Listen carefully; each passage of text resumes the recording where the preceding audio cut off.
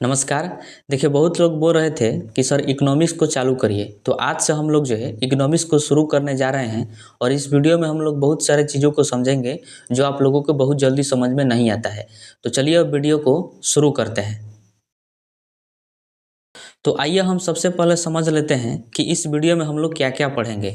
तो हम पढ़ेंगे कि अर्थशास्त्र क्या है, यानी अर्थशास्त्र किसे कहते हैं, और अर्थशास्त्र का वर्गीकरण, यानी अर्थशास्त्र जो है दो प्रकार का होता है, व्यष्टि अर्थशास्त्र और समष्टि अर्थशास्त्र। इन दोनों के परिभाषा समझेंगे कि इनका परिभाषा क्या है। उसके बाद हम लोग देखेंगे कि अर्थव्यवस्था क्या है और अर्थव्यवस्था का कितने क्षेत्र होते हैं। जैसा कि आपको पता है कि 5 क्षेत्र होते हैं। इन पाँचों क्षेत्रों के बारे में भी हम लोग इस वीडियो में विस्तार से समझेंगे और इसको याद भी करेंगे। उसके बाद देखेंगे कि अर्थव्यवस्था का प्रकार क्या है, जो कि बहुत सारा प्रकार होता है, जैसे पूंजीवादी अर्थव्यवस्था, समाजवादी अर्थव्यवस्था, मिश्रित अर्थव्यवस्था, खुली अर्थव्यवस्था और बंद अर्थव्यवस्था। इन सभी तरह के चीज़ों को हम इस वीडियो में विस्तार से समझेंगे। और मैं आपको गारंटी देता हूँ कि ये जो है, अगर आप इस पूरे वीडियो को देख लेते हैं तो आपको 100% समझ में आ जाएगा। अगर आप कहीं पर भी इसको नहीं समझे हैं तो इस वीडियो में आपको जो है पूरा बढ़िया तरीका से समझ में आएगा। तो चलिए अब वीडियो को शुरू करते हैं। तो आइए हम सबसे पहले समझते हैं कि अर्थशास्त्र क्या है, यानी इकोनॉमिक्स किसे कहते हैं।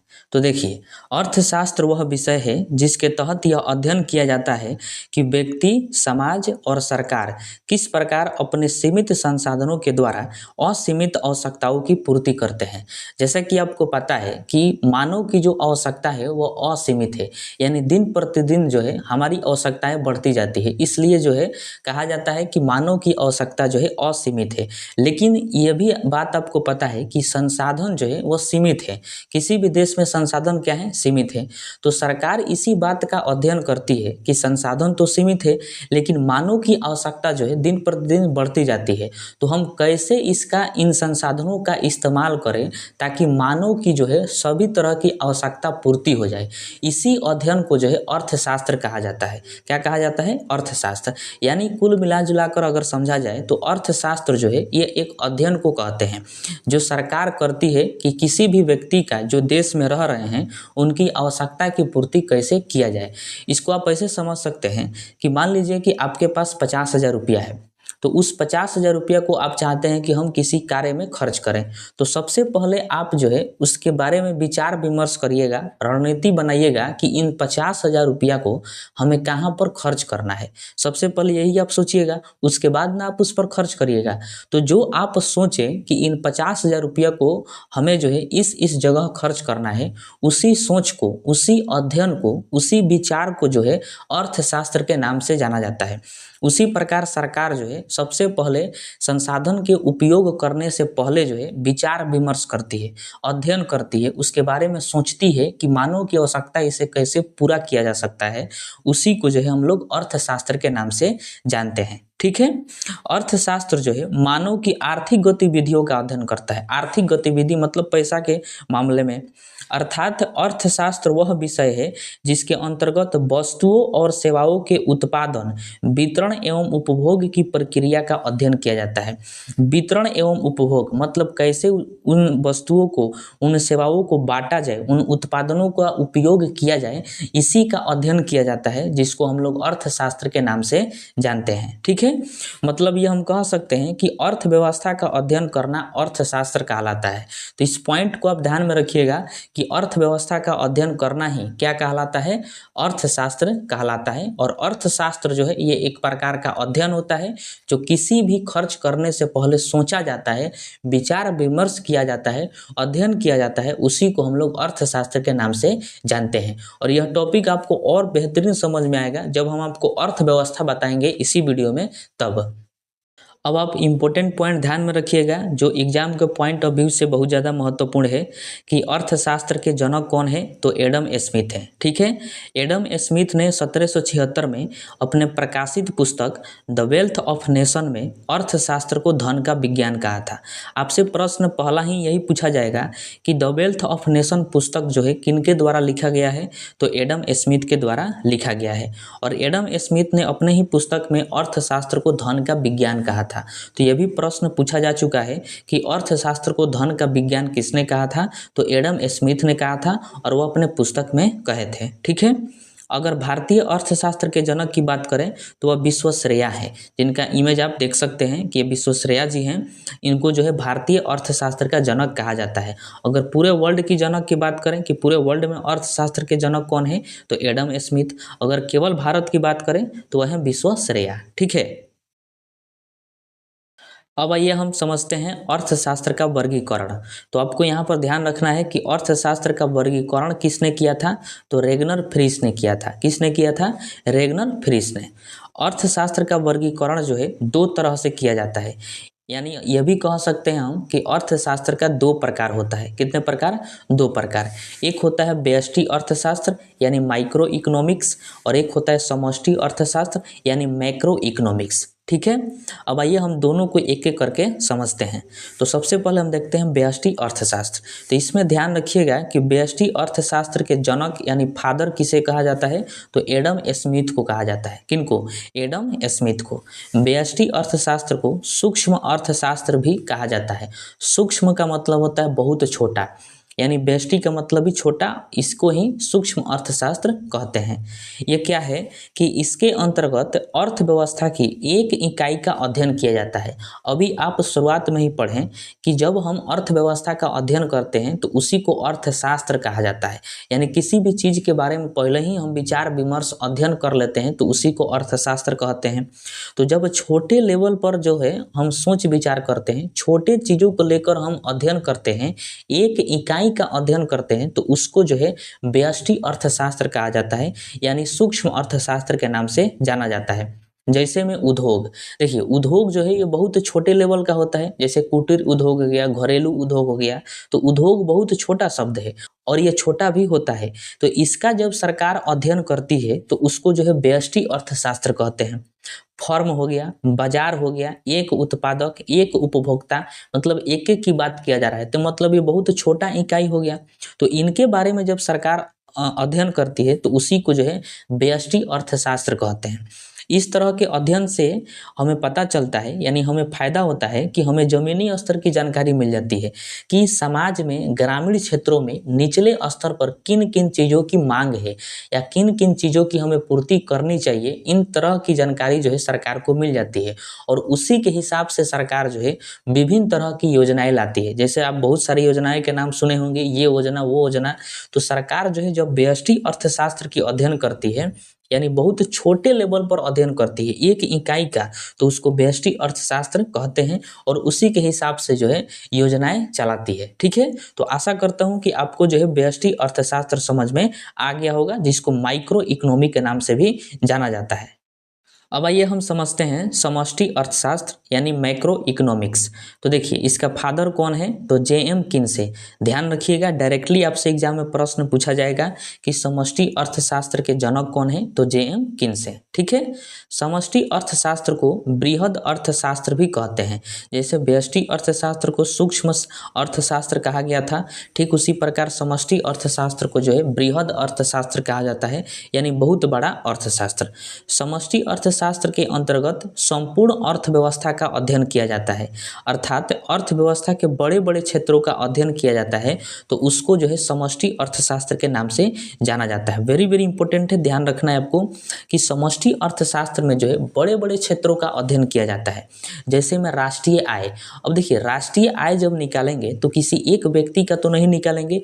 जैसे में व्यष्टि अर्थशास्त्र में एक इकाई का अध्ययन किया जा रहा था, यानी एक उत्पादक का अध्ययन किया गया, एक उपभोक्ता का अध्ययन किया गया, तो उसको जो है व्यष्टि अर्थशास्त्र कहा गया। लेकिन समष्टि अर्थशास्त्र में किसी एक व्यक्ति का अध्ययन नहीं होगा, पूरे बड़े लेवल पर होगा, बड़े बड़े क्षेत्रों का अध्ययन करते हैं, तो उसको समष्टि अर्थशास्त्र कहते हैं। जैसे में राष्ट्रीय आय हो गया, मौद्रिक नीति हो गया, बजट हो गया। अब देखिए बजट है तो बजट किसी एक राज्य के लिए या फिर किसी एक व्यक्ति के लिए पेश नहीं किया जाता है, पूरे देश के लिए बजट पेश किया जाता है। तो बहुत बड़ा क्षेत्र हो गया, तो उसको जो है समष्टि अर्थशास्त्र में रखा गया है, यानी बजट का अध्ययन करना समष्टि अर्थशास्त्र कहा जाएगा। राजकोषीय नीति हो गया, आर्थिक विकास हो गया, मुद्रास्फीति हो गया, गरीबी हो गया, बेरोजगारी हो गया। अब देखिए, गरीबी और बेरोजगारी का जब हम अध्ययन करेंगे तो किसी देश में किसी एक व्यक्ति का तो अध्ययन नहीं करेंगे कि एक व्यक्ति कितना गरीब है, पूरे देश लेवल पर अध्ययन किया जाएगा कि पूरे देश लेवल पर गरीबी कितनी है, पूरे देश लेवल में बेरोजगारी कितनी है, कितना बेरोजगारी है, कितने लोग जो हैं बेरोजगार हैं। तो बहुत बड़े क्षेत्र का अध्ययन हो गया, तो उसको जो है समष्टि अर्थशास्त्र के नाम से जाना जाता है। ठीक है, तो ये आपको ध्यान में रहेगा। इस तरह के अध्ययन से यह फायदा होता है कि सरकार को देश में बड़े बड़े प्रॉब्लम का पता चलता है और उसे सुधारने के लिए सरकार जो है अपनी रणनीति तैयार करती है, योजनाएं लाती है जो 1 साल या 5 साल का हो सकता है। उसी को जो है बजट तैयार करती है कि कितने खर्च करना पड़ेगा इन सभी तरह के चीज़ों को सुधारने में। तो ये बहुत बड़ा प्रॉब्लम का पता चलता है, जिससे जो है इसका सरकार जो है सुधार करती है। उसी को जो है समष्टि अर्थशास्त्र हम लोग कहते हैं। ठीक है, तो छोटे लेवल पर जब अध्ययन करते हैं एक एक इकाई का, तो उसको कहेंगे हम लोग व्यष्टि अर्थशास्त्र, और बड़े लेवल पर अध्ययन करेंगे तो उसको कहेंगे हम लोग समष्टि अर्थशास्त्र। ठीक है, अब आइए हम समझते हैं कि अर्थव्यवस्था क्या है, यानी इकोनॉमिक किसे कहते हैं। यहाँ पर जो है आपको बिल्कुल 100% समझ में आ जाएगा। तो देखिए, किसी राष्ट्र द्वारा अपने नागरिकों की सामाजिक आर्थिक स्थिति में सुधार करने के उद्देश्य से उपलब्ध संसाधनों का समुचित उपयोग करते हुए बनाई गई व्यवस्था को अर्थव्यवस्था कहते हैं। देखिए, मैंने आपको शुरू में ही एक उदाहरण बताया था कि मान लीजिए कि आपके पास 50,000 रुपया है, तो आपको उस 50,000 रुपया को खर्च करना है। तो आप सबसे पहले उसके बारे में अध्ययन करिएगा कि कहाँ पर उसको खर्च करना है। तो जो आप अध्ययन किए कि किन किन चीज़ों पर खर्च करना है, तो उसी अध्ययन को जो है अर्थशास्त्र कहते हैं। लेकिन जब आप खर्च करने लगते हैं, उन 50,000 रुपयों का जब आप उपयोग करने लगते हैं, खर्च करने का जो है प्रारंभ कर देते हैं खर्च करना, तो उसको जो है अर्थव्यवस्था कहा जाता है। उसी को क्या कहा जाता है? अर्थव्यवस्था। कि जब आप योजना बनाते हैं तो उसको कहते हैं हम लोग, जब आप अध्ययन करते हैं कि कहाँ कहाँ खर्च करना है, योजना बना रहे होते हैं, तो उसको अर्थशास्त्र कहते हैं। और जब आप खर्च करने लगते हैं तो उसको कहते हैं अर्थव्यवस्था। ठीक है, तो वही बात कह रहा है कि किसी राष्ट्र द्वारा अपने नागरिकों की सामाजिक आर्थिक स्थिति में सुधार करने के उद्देश्य से उपलब्ध संसाधनों का समुचित उपयोग करते हुए बनाई गई व्यवस्था को अर्थव्यवस्था कहते हैं। उपयोग करते हुए, यानी सरकार जो है सबसे पहले देश में देखती है कि किन चीज़ों की आवश्यकता है, यानी उसका पहले अध्ययन करती है। सबसे पहले सरकार अध्ययन करती है, बड़े लेवल पर भी और छोटे लेवल पर भी अध्ययन करती है, तो उसको कहते हैं हम लोग अर्थशास्त्र। और अध्ययन करने के बाद जो है सरकार बहुत सारी योजनाएं लाती है, बजट पेश करती है, और उसके बाद जो है उन सारी प्रॉब्लमों को दूर करती है, और यानी पैसा अब खर्च करती है, तो उसको कहते हैं हम लोग अर्थव्यवस्था। ठीक है, तो अब आप जो है आपको बिल्कुल समझ में आ गया होगा कि अर्थशास्त्र और अर्थव्यवस्था में क्या अंतर होता है। ठीक है, देखिए, अर्थव्यवस्था जो है यह एक अधूरा शब्द है। अधूरा कहने का मतलब जब यह किसी देश के साथ जुड़ता है तब जाके ये पूरा होता है, अन्यथा अर्थव्यवस्था ऐसे जो है अधूरा है। जैसे अगर भारत के संग में अर्थव्यवस्था जुड़ जाए तब ये पूरा हो जाएगा, जैसे भारतीय अर्थव्यवस्था, या फिर चीनी अर्थव्यवस्था, मतलब चीन की अर्थव्यवस्था, अमेरिकी अर्थव्यवस्था। तो ये किसी देश के साथ जुड़ा रहता है तब ये पूरा रहता है, अन्यथा ये अधूरा शब्द होता है। ठीक है, अब आइए हम अर्थव्यवस्था के क्षेत्र को पढ़ते हैं। तो देखिए, अर्थव्यवस्था के क्षेत्र को जो है 3 तरह से बांटा गया है: आर्थिक क्रियाओं के आधार पर, कार्य के आधार पर, और स्वामित्व के आधार पर। ठीक है, आर्थिक क्रियाओं के आधार पर जो है, यानी स्वरूप के आधार पर भी हम कह सकते हैं, तो 5 प्रकार के अर्थव्यवस्था का क्षेत्र है। प्राथमिक क्षेत्र है, द्वितीयक क्षेत्र है, तृतीयक क्षेत्र है, चतुर्थ क्षेत्र है, और पंचम क्षेत्र है। कार्य के आधार पर, या फिर यह भी कह सकते हैं हम शर्त के आधार पर, जो है 2 प्रकार का क्षेत्र है: संगठित क्षेत्र है और असंगठित क्षेत्र है। उसी तरह स्वामित्व के आधार पर जो है 4 तरह का क्षेत्र बांटा गया है अर्थव्यवस्था का। एक है सार्वजनिक क्षेत्र, यानी पब्लिक सेक्टर, निजी क्षेत्र, संयुक्त क्षेत्र, और सहकारी क्षेत्र। तो इन सभी क्षेत्रों को जो है हम लोग विस्तार से पढ़ेंगे एक एक करके। आइए हम इनको जो है पढ़ते हैं। तो आइए हम सबसे पहले समझते हैं प्राथमिक क्षेत्र। देखिए, प्राथमिक क्षेत्र जो है इसमें प्राकृतिक संसाधनों का उपयोग किया जाता है। प्राथमिक क्षेत्र में किस तरह के संसाधन उपयोग किए जाते हैं? तो प्राकृतिक संसाधन, यानी इसके आय का स्रोत सीधे प्राकृतिक से जुड़ा रहता है, यानी सभी तरह की प्राकृतिक चीज़ों को प्राथमिक क्षेत्र में रखा जाता है। जैसे में कृषि हो गया, कृषि बताइए प्राकृतिक है कि नहीं है? प्राकृतिक है, तो कृषि को प्राथमिक क्षेत्र में रखते हैं। मत्स्य हो गया यानी मछली पालन, पशुपालन, खनन, ये सभी जो है प्राकृतिक जितने भी चीज़ें उनको प्राथमिक क्षेत्र में रखा जाएगा। तो आपसे एग्जाम में भी प्रश्न पूछता है कि निम्नलिखित में से बताइए किसको प्राथमिक क्षेत्र में रखा जाता है, तो इसमें से कोई ऑप्शन रहेगा। ठीक है। अर्थव्यवस्था का इसको रीढ़ कहा जाता है। प्राथमिक क्षेत्र को अर्थव्यवस्था का रीढ़ कहते हैं। क्यों कहते हैं? क्योंकि ये कृषि से जुड़ा हुआ है, प्राकृतिक चीज़ों से जुड़ा हुआ है और प्राकृतिक के बदौलत ही अर्थव्यवस्था है, इसलिए प्राथमिक क्षेत्र को अर्थव्यवस्था का रीढ़ कहते हैं। तो ध्यान रखिएगा इसको। इसका योगदान जो है जीडीपी में सबसे कम है। देखिए, जीडीपी मतलब होता है पैसा, और कृषि क्षेत्र में इन सभी जो भी प्राकृतिक चीज़ें हैं इनमें पैसा नहीं रहता है। आप जानते हैं कि भारत में किसानों की क्या स्थिति है, तो उस हिसाब से आप लगा लीजिए। और किसान जो है प्राथमिक क्षेत्र में आते हैं, तो भला वो जीडीपी में योगदान देंगे? नहीं देंगे। इस वजह से प्राथमिक क्षेत्र का जीडीपी में योगदान जो है सबसे कम होता है, यानी 16% है। तो इस तरह से आप इसको ध्यान में रखिएगा। ठीक है। सर्वाधिक रोजगार की बात करें तो सबसे ज़्यादा रोजगार जो है प्राथमिक क्षेत्र में ही है, लगभग 50%। देश की जनसंख्या का लगभग 50% हिस्सा जो है प्राथमिक क्षेत्र से जुड़ा हुआ है, यानी प्राकृतिक से जुड़ा हुआ है, खेती बाड़ी में लगा हुआ है। तो ये बहुत जो है दुखद भी बात है और सुखद भी बात है, दोनों तरह की ये बात है। तो इन सभी चीज़ों को आप ध्यान में रखिएगा, इससे आपसे प्रश्न पूछा जाएगा। उसके बाद है द्वितीयक क्षेत्र। तो देखिए, इसमें कारखानों को शामिल किया जाता है, इसमें निर्माण तथा विनिर्माण होता है। द्वितीयक क्षेत्र में क्या होता है? निर्माण भी होता है और विनिर्माण भी होता है। निर्माण का मतलब क्या हुआ? किसी चीज़ का निर्माण करना। और विनिर्माण का मतलब क्या हुआ? कि जो निर्माण हुआ है, जैसे मान लीजिए कि आटा का निर्माण हुआ, तो आटा से अब हम क्या बना देंगे? बिस्कुट बना देंगे। तो आटा से जब बिस्कुट बना तो उसको हम लोग कहेंगे विनिर्माण। क्या कहेंगे उसको? विनिर्माण। कच्चे माल से जो है उस दूसरा चीज़ तैयार कर देना, तो उसको विनिर्माण कहा जाता है। तो द्वितीयक क्षेत्र में निर्माण भी होता है और विनिर्माण भी होता है, यानी कारखानों को शामिल किया जाता है द्वितीयक क्षेत्र में। ठीक है। जैसे में आटा चक्की, आटा चक्की में निर्माण होता है, विनिर्माण होता है। गन्ना हो गया, फैक्ट्री हो गया, सर्विसेज हो गया, तो इन सभी क्षेत्रों को जो है द्वितीयक क्षेत्र में रखा जाता है। इसका योगदान जीडीपी में अगर बात करें तो 30% है। प्राथमिक क्षेत्र से थोड़ा बहुत क्या है? ज़्यादा है, तो 30% है, इसको ध्यान में रखिएगा। ठीक है। अगला है तृतीय क्षेत्र। तो देखिए, इसमें जो है नौकरी, सेवा, दुकान, इन सभी चीज़ों को शामिल किया जाता है तृतीय क्षेत्र में।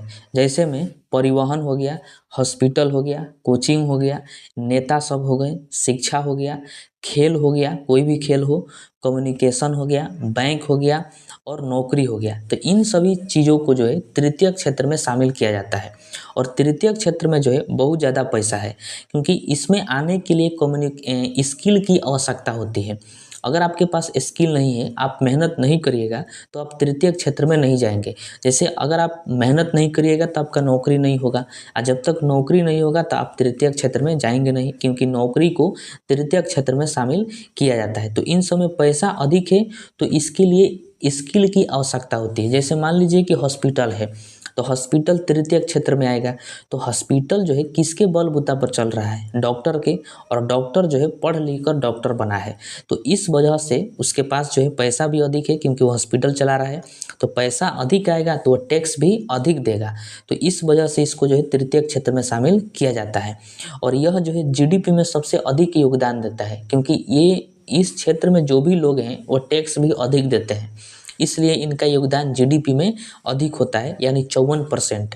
तो इससे आपसे प्रश्न पूछेगा कि बताइए किस क्षेत्र का जीडीपी में योगदान सबसे अधिक है? तो तृतीय क्षेत्र का है। तो कितना है? तो 54% है। और सबसे कम योगदान किस क्षेत्र का है? तो प्राथमिक क्षेत्र का है, 16%। ठीक है। आगे हम देखते हैं चतुर्थ क्षेत्र और पंचम क्षेत्र। तो देखिए, चतुर्थ क्षेत्र जो है, इस क्षेत्र में ज्ञान वाले क्षेत्र को रखा जाता है।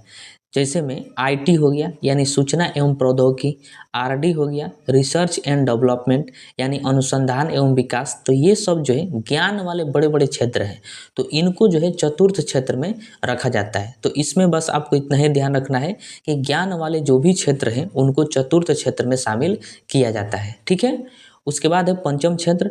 इस क्षेत्र में उच्चतम निर्णय लेने वाले लोग एवं संस्थान को शामिल किया जाता है, यानी जो लोग जो है बड़े पद पर हैं और उच्च प्रकार के निर्णय लेते हैं, या फिर कोई संस्थान है जो उच्च प्रकार का निर्णय लेता है, तो उसको पंचम क्षेत्र में शामिल किया जाता है।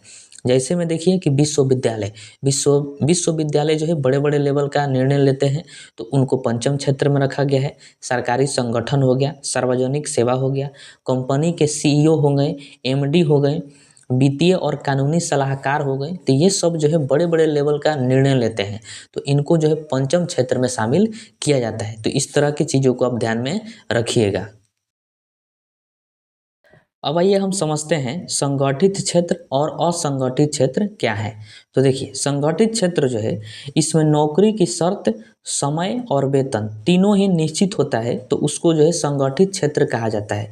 यानी देखिए संगठित क्षेत्र में समय और वेतन तीनों निश्चित होता है कि आप कितना वर्ष तक यानी आप कितने आयु तक नौकरी करिएगा और आपको कितना वेतन मिलेगा, ये जो है निश्चित होता है, यानी बदलता नहीं है, तो उसको संगठित क्षेत्र कहते हैं।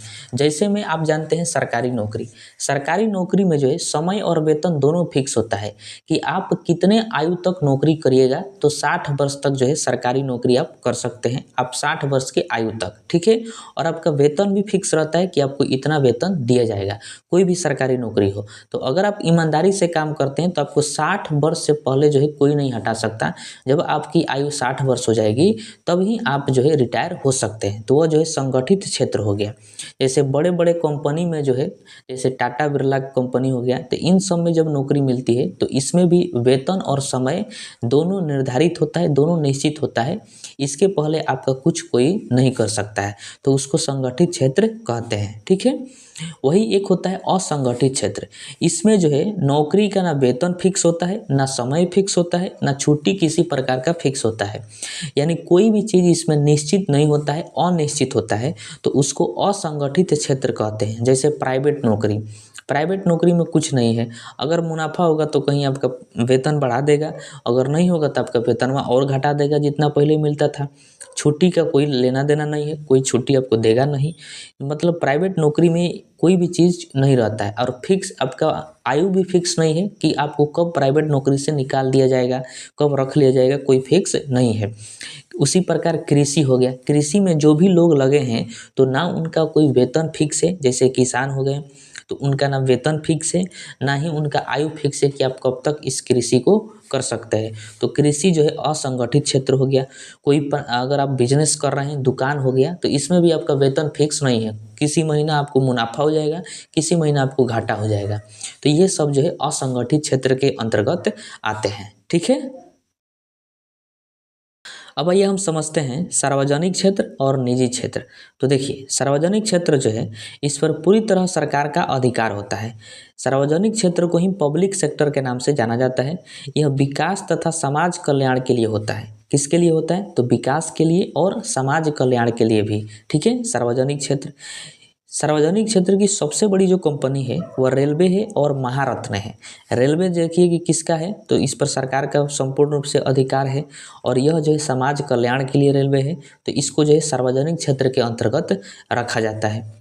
उसी प्रकार है निजी क्षेत्र। निजी क्षेत्र जो है इसके सभी क्षेत्र में निजी व्यक्ति का हाथ होता है।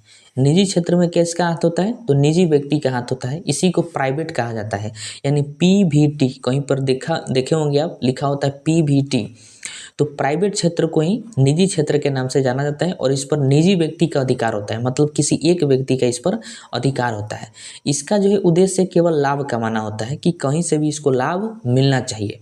ठीक है, पूंजी के आधार पर सबसे बड़ी जो प्राइवेट कंपनी है वो है रिलायंस का नाम सुने होंगे। तो ये पूंजी के आधार पर, मतलब इसके पास सबसे अधिक पूंजी है, संपत्ति है, उसके आधार पर सबसे बड़ा प्राइवेट कंपनी है रिलायंस है। और जबकि क्षमता के आधार पर बात करें, कर के क्षमता के आधार पर, मतलब कर यानी टैक्स देने में सबसे बड़ी जो कंपनी है वो है टाटा। ठीक है, तो इन बातों को आप ध्यान में रखिएगा। अब हम समझते हैं संयुक्त क्षेत्र और सहकारी क्षेत्र। तो देखिए, संयुक्त क्षेत्र को ही ट्रिपल पी के नाम से जाना जाता है। इसमें निजी तथा सार्वजनिक दोनों की भागीदारी होती है। मतलब निजी व्यक्ति की भी और सार्वजनिक व्यक्ति की भी इसमें भागीदारी होती है। मतलब प्राइवेट व्यक्ति भी इसमें भाग ले सकता है और सरकार भी इसमें भाग ले सकती है। तो उसी को जो है संयुक्त क्षेत्र कहा जाता है, यानी public private partnership. Public private partnership यानी PPP यानी ट्रिपल पी। ठीक है। वर्तमान में भारत में सबसे तेजी से जो है PPP का विकास हो रहा है। उदाहरण के रूप में देखिए कि मेट्रो जो है, मेट्रो का बहुत अधिक तेजी से विकास हो रहा है। तो मेट्रो को बनाने में और मेट्रो का संचालन करने में सरकार का भी उसमें योगदान है और किसी निजी व्यक्ति का भी योगदान है।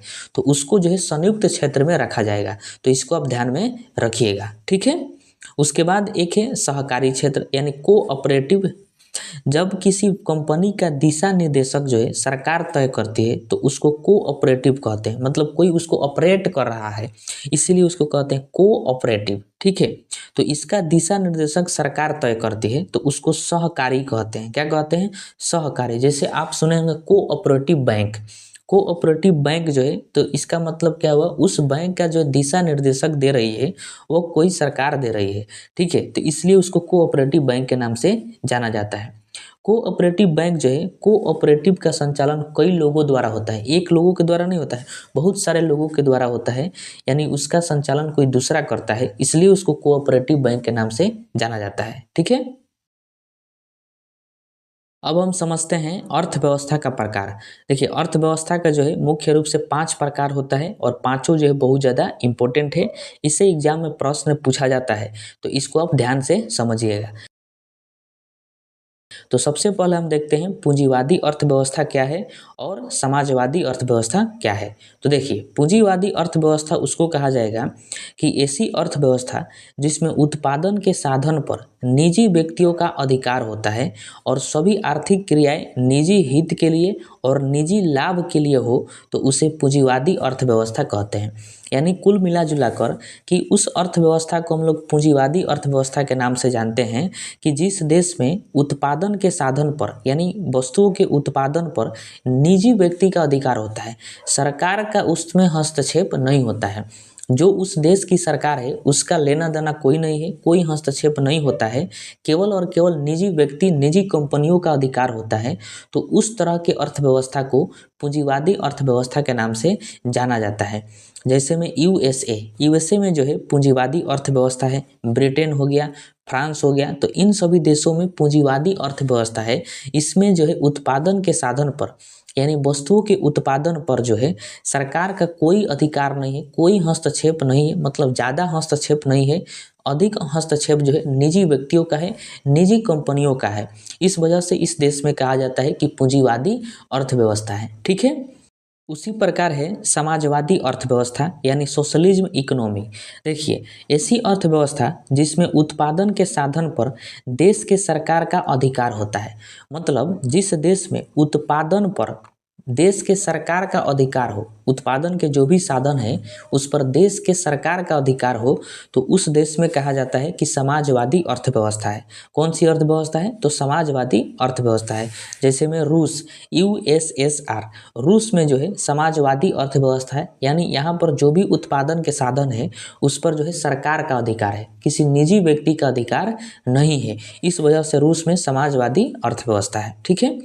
इस अर्थव्यवस्था में उत्पादन समाज की जरूरत के हिसाब से होता है, इसलिए उत्पादन के जो सभी कारक है, प्रमुख कारक और संसाधन है, वह राज्य सरकार के स्वामित्व में होता है।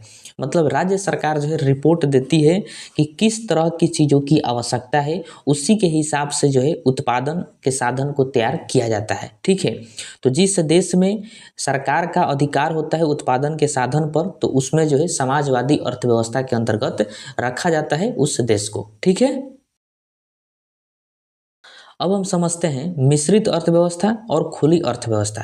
तो देखिए मिश्रित अर्थव्यवस्था जो है जिसमें उत्पादन के साधन पर स्वामित्व जो है सरकार एवं निजी व्यक्ति दोनों का होता है, यानी सरकार का भी उत्पादन के साधन पर अधिकार होता है और निजी व्यक्ति का भी अधिकार होता है। तो कहेंगे कि उस देश में मिश्रित अर्थव्यवस्था है।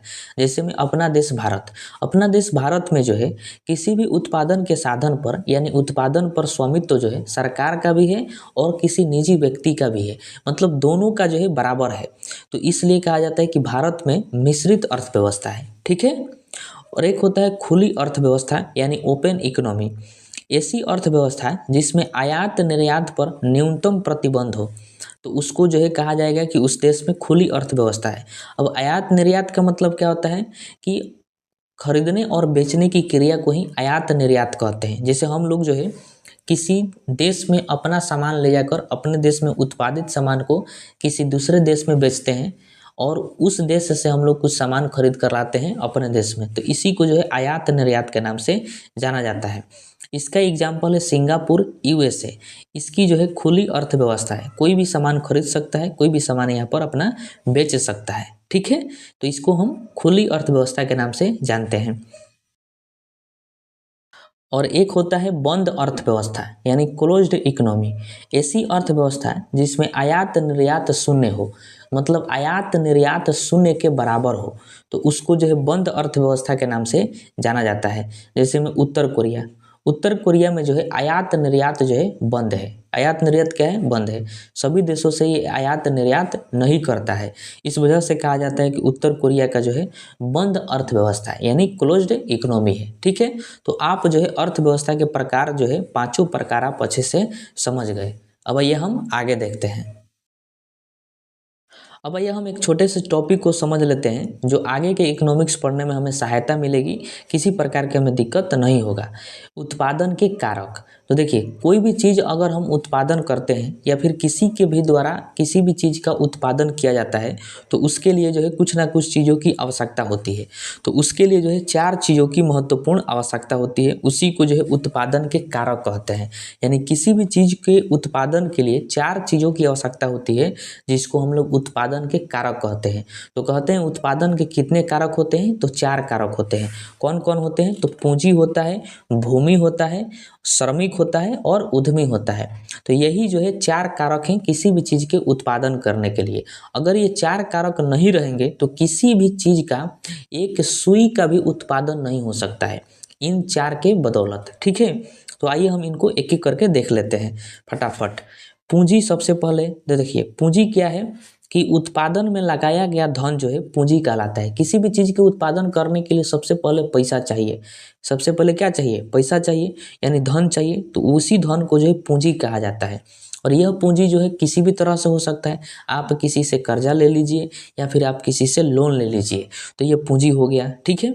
उसके बाद भूमि की आवश्यकता होती है, मतलब जिस स्थान पर हमें उत्पादन करना होता है तो उस भूमि का हम पहचान करते हैं। या फिर अगर ज़्यादा पैसा वाला है तो हम भूमि को खरीद लेंगे या फिर उस भूमि को हम किराए पर ले लेंगे। ठीक है। तो भूमि की भी आवश्यकता होती है किसी भी चीज़ के उत्पादन के लिए। उसके बाद है श्रमिक। श्रमिक मतलब मजदूर। उत्पादन जो भी वस्तु हम उत्पादन करेंगे उसके लिए जो है काम करना पड़ेगा, और वह काम कौन करेगा? तो मजदूर करेंगे। मजदूर को ही क्या कहा जाता है? श्रमिक कहा जाता है। ठीक है। तो इकोनॉमिक्स में जब श्रमिक कहे तो आपको समझना है मजदूर। ठीक है। उसके बाद है उद्यमी। उद्यमी मतलब कंपनी जिस व्यक्ति की होती है उसी को उद्यमी कहा जाता है। तो जब तक जो है कहीं पर उद्यमी नहीं रहेगा तो उत्पादन नहीं होगा, क्योंकि सारा तरीका वही जानता है कि किस तरह से किसी चीज़ का उत्पादन करना है। क्योंकि मजदूर का काम है खटना, आप जैसे बताइएगा मालिक होके वैसे वो खटेंगे। तो उद्यमी की रहना आवश्यकता है। ठीक है। तो इकोनॉमिक्स में 4 चीज़ें जो हैं बहुत ज़्यादा इंपॉर्टेंट हैं, इन सभी को आप ध्यान में रखिएगा। ठीक है। अब आइए हम देखते हैं क्वेश्चन आंसर को जो प्रीवियस ईयर एग्जाम में पूछे गए हैं और आगे भी उन्हें पूछे जाने की संभावना है। अब आइए हम प्रीवियस ईयर इंपॉर्टेंट क्वेश्चन को देखते हैं। तो देखिए पहला प्रश्न है कि निम्नलिखित में से किस में संपूर्ण अर्थव्यवस्था का अध्ययन किया जाता है। तो आपको बताना है कि संपूर्ण अर्थव्यवस्था का अध्ययन जो है किस अर्थशास्त्र में किया जाता है। तो आपको पता है, आप पढ़ चुके हैं कि समष्टि अर्थशास्त्र में संपूर्ण अर्थव्यवस्थाओं का अध्ययन किया जाता है और व्यष्टि अर्थशास्त्र में छोटे लेवल के स्तर का जो भी अध्ययन होता है तो उसको जो है व्यष्टि अर्थशास्त्र में रखा जाता है। तो इसका right answer option number B हो जाएगा। ठीक है। उसके बाद प्रश्न नंबर दूसरा है कि किसी अर्थव्यवस्था में क्षेत्रों को सार्वजनिक और निजी क्षेत्र में किस आधार पर वर्गीकृत किया जाता है। तो इसका राइट आंसर ध्यान रखिएगा, ऑप्शन नंबर सी हो जाएगा, उद्यमों का स्वामित्व। उद्यमों के स्वामित्व के आधार पर किसी भी क्षेत्र को सार्वजनिक और निजी क्षेत्र के आधार पर वर्गीकृत किया जाता है। ठीक है। सभी प्रश्न जो है इंपॉर्टेंट है, सभी प्रश्न का आंसर आप बताते चलिए और आप अपने मन में इसको जो है टिक मारते चलिए कि कौन सा इसका राइट आंसर होगा सोच समझकर। ठीक है। उसके बाद प्रश्न है कि भारत में किस तरह की अर्थव्यवस्था है। बताना है भारतीय अर्थव्यवस्था जो है वो किस तरह की है। तो आपको पता है ऑप्शन नंबर बी हो जाएगा, मिश्रित अर्थव्यवस्था। भारत में जो है मिश्रित अर्थव्यवस्था है। ठीक है। उसके बाद प्रश्न है कि मिश्रित अर्थव्यवस्था का क्या अभिप्राय है, मतलब मिश्रित अर्थव्यवस्था का क्या मतलब होता है। तो देखिए इसका राइट आंसर हो जाएगा ऑप्शन नंबर ए, सरकारी एवं निजी क्षेत्र का सह अस्तित्व। मतलब सरकारी एवं निजी क्षेत्र दोनों का जो है अस्तित्व इसमें होता है, स्वामित्व होता है, मतलब दोनों का अधिकार होता है मिश्रित अर्थव्यवस्था में, जैसे में भारत में है। ठीक है। उसके बाद प्रश्न है कि आर्थिक विकास के दृष्टिकोण से भारत की गिनती होती है। मतलब बताना है कि आर्थिक विकास के दृष्टिकोण से भारत की गिनती किस में होती है। तो इसका राइट आंसर हो जाएगा ऑप्शन नंबर सी, विकासशील राष्ट्र के रूप में। मतलब भारत जो है अभी विकासशील है, पूरा विकसित नहीं हुआ है, अभी विकासशील है। ठीक है, इंपॉर्टेंट है ये। उसके बाद है कि भारतीय अर्थव्यवस्था का कौन सा क्षेत्र सकल राष्ट्रीय उत्पाद में सबसे अधिक योगदान करता है। आपको मैंने शुरू में ही बताया था कि प्राथमिक क्षेत्र जो है वह जो है जीडीपी में योगदान नहीं देता है, मतलब 16% देता है, सबसे कम देता है। और द्वितीय क्षेत्र जो है वो भी बहुत कम देता है, लेकिन तृतीय क्षेत्र जो है जीडीपी में योगदान बहुत अधिक देता है। तो सकल राष्ट्रीय उत्पाद का मतलब क्या हुआ, जीडीपी। तो जीडीपी में सबसे अधिक योगदान किसका है, तृतीय क्षेत्र का है, यानी 50% योगदान है। तो इसका right answer option number C हो जाएगा। ठीक है। इसके बाद नेक्स्ट प्रश्न है कि बंद अर्थव्यवस्था वह अर्थव्यवस्था है जिसमें, वेरी वेरी इंपॉर्टेंट प्रश्न है कि आपको बताना है कि क्लोज्ड इकोनॉमी क्या है। तो इसका right answer option number D होगा। मैंने आपको अभी बताया कि न तो निर्यात और न ही आयात हो, मतलब किसी देश में न निर्यात हो न आयात हो, यानी वह देश ना किसी देश से कुछ खरीदे और ना ही उस देश में कुछ बेचे, तो उसको जो है क्लोज्ड इकोनॉमी यानी बंद अर्थव्यवस्था के नाम से जाना जाता है। ठीक है। उसके बाद प्रश्न है कि प्राथमिक क्षेत्र का तात्पर्य है, मतलब बताना है कि प्राथमिक क्षेत्र जो है इसका क्या तात्पर्य है। तो इसका राइट आंसर जो है ऑप्शन नंबर सी, कृषि से। प्राथमिक क्षेत्र का तात्पर्य किससे है, कृषि से है। मतलब प्राथमिक क्षेत्र में कृषि क्षेत्रों को शामिल किया जाता है, मैंने आपको बताया था। उसके बाद है कि भारतीय अर्थव्यवस्था में प्राथमिक क्षेत्र क्या है। मतलब इस चारों ऑप्शन में से बताना है कि इसमें से जो है कौन प्राथमिक क्षेत्र के अंतर्गत आता है। तो देखिए निर्माण, निर्माण जो है प्राथमिक क्षेत्र के अंतर्गत नहीं आता है, या द्वितीय क्षेत्र के अंतर्गत आएगा, निर्माण और विनिर्माण। उसके बाद है कृषि एवं खनन, बिल्कुल कृषि जो है यानी प्राथमिक क्षेत्र के अंतर्गत ये आएगा। ठीक है। सेवा जो है ये तृतीय क्षेत्र के अंतर्गत आता है। उसी प्रकार ऑप्शन नंबर डी सूती वस्त्र हो गया यानी विनिर्माण हो गया, तो ये द्वितीय क्षेत्र में आएगा। तो ये जो है सभी इंपॉर्टेंट क्वेश्चन था, इन सभी को ध्यान में रखिएगा। अब मैंने आपको जितना भी पढ़ाया वो आपको कैसा लगा, इसका जो है आप कमेंट बॉक्स में बता सकते हैं।